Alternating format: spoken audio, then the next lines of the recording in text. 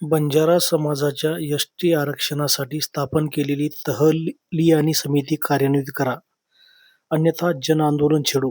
गोरसेनेचा मुख्यमंत्री देवेंद्र फडणवीस यांना निवेदनातून इशारा. प्रतिनिधी सिंदखेडराजा तुकाराम राठोड.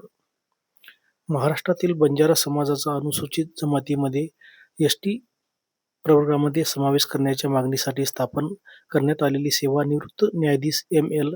तहलियानी समिती तात्काळ कार्यान्वित करण्यात यावी, या मागणीसाठी गोरसेना आक्रमक झाली आहे. येत्या 7 दिवसात या समितीच्या कामकाजाबाबत स्पष्टता न मिळाल्यास राज्यभर मोठे जनआंदोलन उभारण्याचा इशारा गोरसेना राष्ट्रीय अध्यक्ष प्राध्यापक संदेश चव्हाण यांनी मुख्यमंत्री देवेंद्र फडणवीस यांना दिलेल्या निवेदनातून दिला आहे. काय आहे प्रकरण? बंजारा समाजाचे राहणीमान, बोलीभाषा, संस्कृती आणि मागासलेपणा हे आदिम सभ्यतेचे सर्व निकष पूर्ण करतात. या आधारावर समाजाला एसटी प्रवर्गात आरक्षण मिळावे यासाठी 2025 मध्ये संपूर्ण महाराष्ट्रात 58 महामोर्चे काढण्यात आले होते. या आंदोलनाची दखल घेत राज्य सरकारने 4 नोव्हेंबर 2025 रोजी बैठक घेतली आहे. 11 डिसेंबर 2025 रोजी निवृत्त न्यायाधीश एम.एल. तहलियानी यांच्या अध्यक्षतेखाली 6 सदस्यीय अभ्यास समितीची घोषणा करण्यात आली होती. 5 महिन्यापासून समितीचे काम रखडल्याचा आरोप करण्यात आला आहे. या समितीमध्ये मानववंशशास्त्रज्ञ, समाजशास्त्रज्ञ आणि कायदेतज्ञांचा समावेश करण्यात आला होता.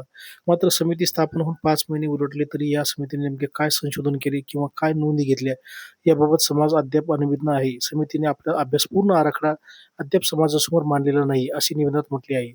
7 दिवसाचा अल्टिमेटम.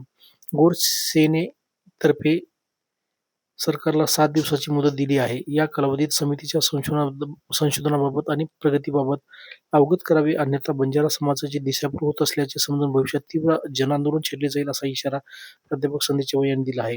हे निवेदन जिल्हाधिकारी आणि तहसीलदार यांच्यामार्फत मुख्यमंत्र्यांसह इतर मागास बहुजन कल्याण मंत्री अतुल सावे यांनाही पाठवण्यात आले आहे.